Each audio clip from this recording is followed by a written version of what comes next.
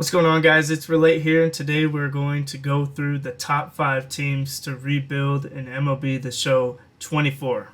Now, this game just came out, and I know you guys are just like me and want to rebuild teams fast and quickly and want to have that fun experience inside the franchise mode in MLB The Show. So, without further ado, let's get started with team number 5.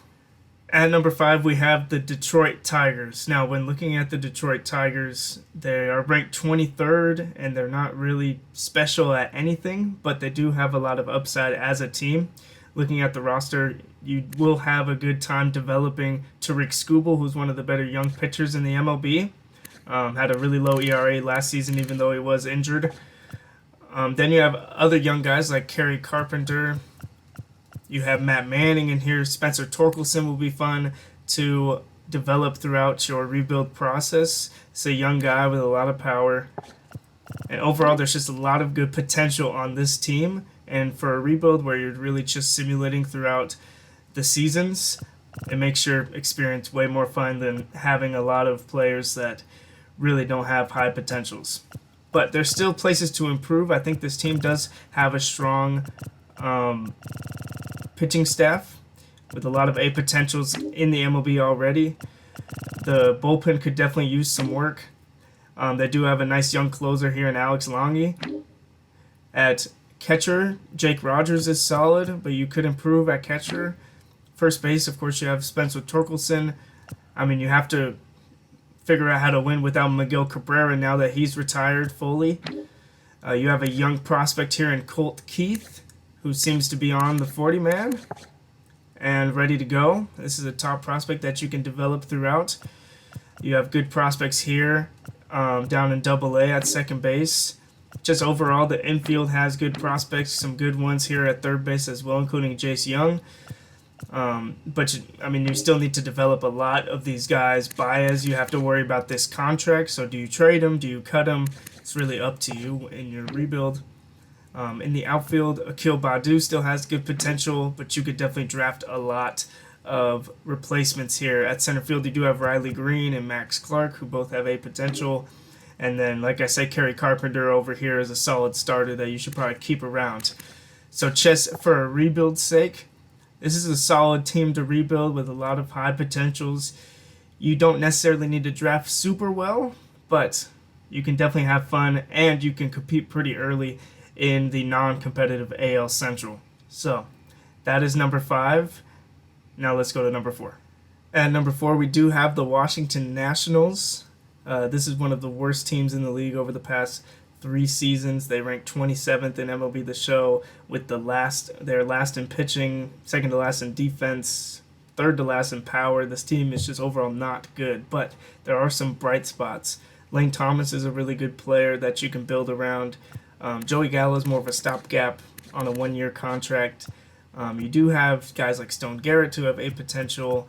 You have Josiah Gray, who's young. CJ Abrams from the Juan Soto trade is still young. You have Mackenzie Gore that you can develop into an ace, but he struggled throughout his first couple of years, so what do you do with that? This is definitely a team where you need to draft well, but you do have a lot of prospects that are going to develop throughout the minors in the first few seasons of your quick simulation rebuild. Dylan Cruz is at the top of that list, 22 years old, super high potential, good fielder. And then overall, it's just the farm system is just okay. So this is where you draft really well, sign big free agents. They're in a competitive division with the Mets and all those boys. But this team needs a lot of work. This team is not good whatsoever. This is definitely a longer rebuild. Could take you 5, 10, 12 years to turn this team around. There's just not a lot of pieces that you want to keep around. Joey Meneses is a guy that can hit the ball pretty well, but he's aging.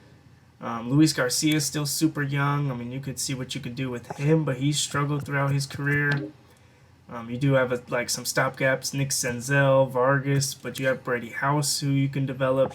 There's some pieces here that they've drafted in the last few years that can definitely develop throughout your rebuild, and that's what makes this team fun. It's young, it's hungry, and you can either package them to get good players or develop them and draft well and see what happens with your young team.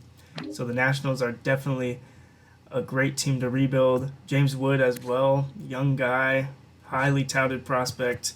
I mean, center field is stacked with guys that you can develop to be good players. I mean, this is a good team, a fun team, but it needs a lot of work. So that's the Nationals at 4. Now let's go to number 3.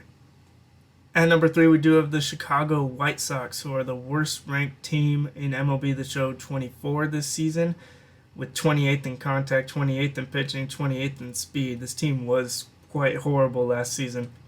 Looking at their roster, they are built around Luis Robert, who is really, really good, and you can build around him, but you're going to have to deal with possibly re-signing him after the next 3-4 seasons, but this is a pretty good contract for Luis Robert.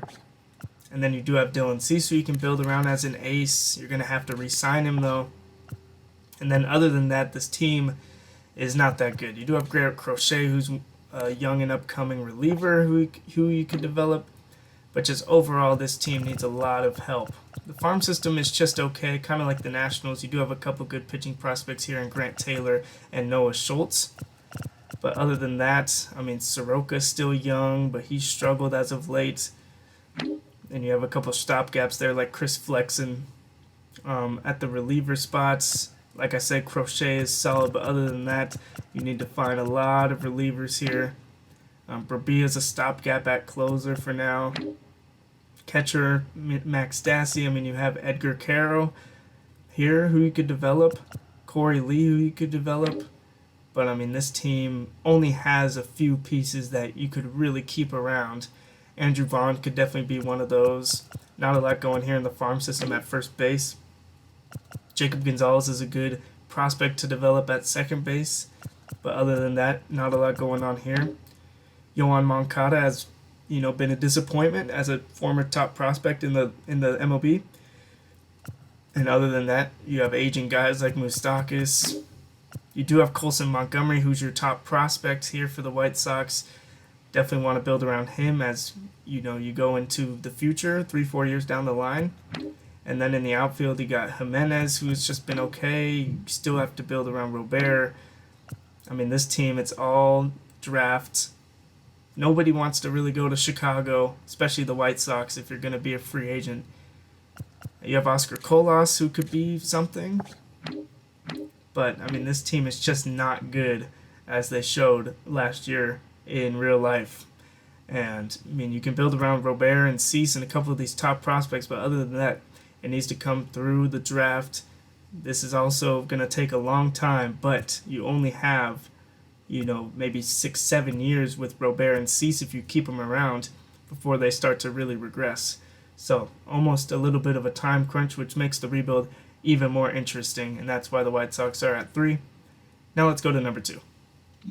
At number 2, we have the Oakland Athletics, who will become the Las Vegas Athletics in a couple years, which even adds to the intrigue of rebuilding this team over the course of the next few seasons.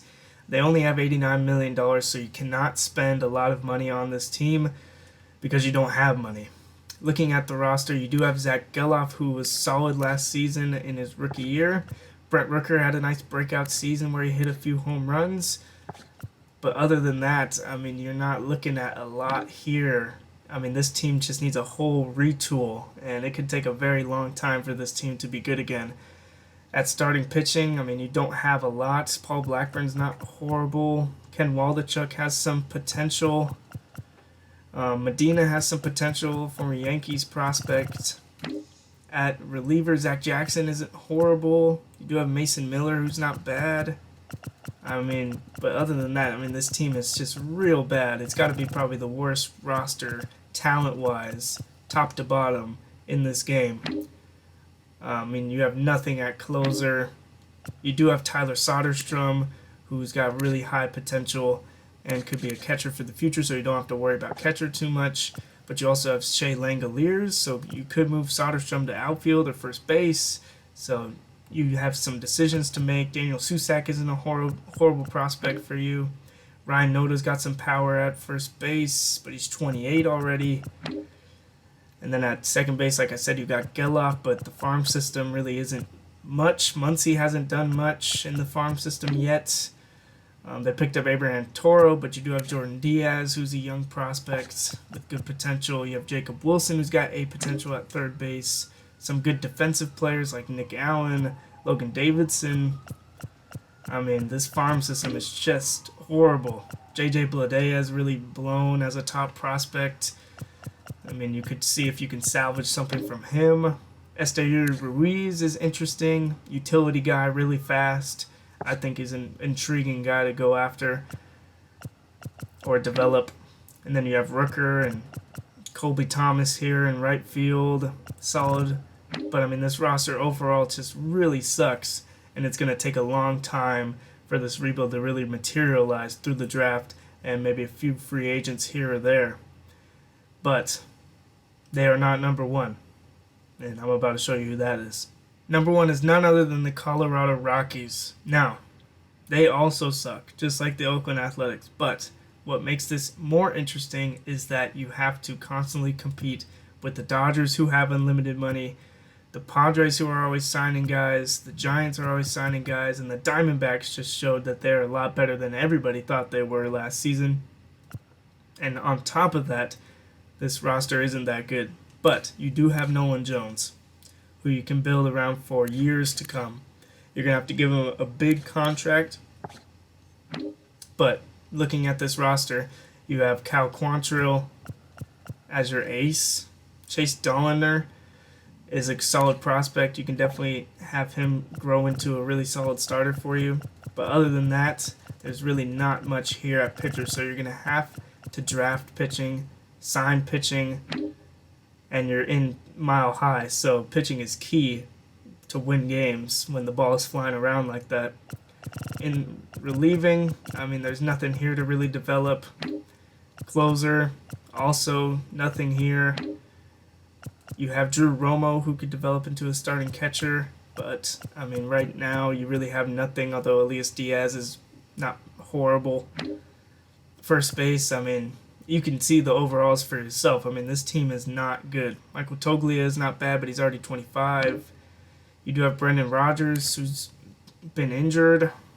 I mean, you could still salvage something from him, but he's already 27. You have Sterling Thompson at third, who's a solid prospect for you. You have Adele Amador, who's one of your top prospects, really good shortstop. You do have Tovar, who can play the infield. This is a guy that you could maybe develop into a nice bench bat, possible starter. In the outfield, you have Yanquiel Fernandez, who's a good prospect.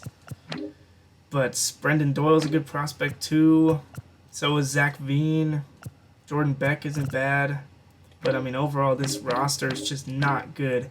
But you do have Nolan Jones, who you could probably develop into a mid-90s level player, along with your draft picks and your signings.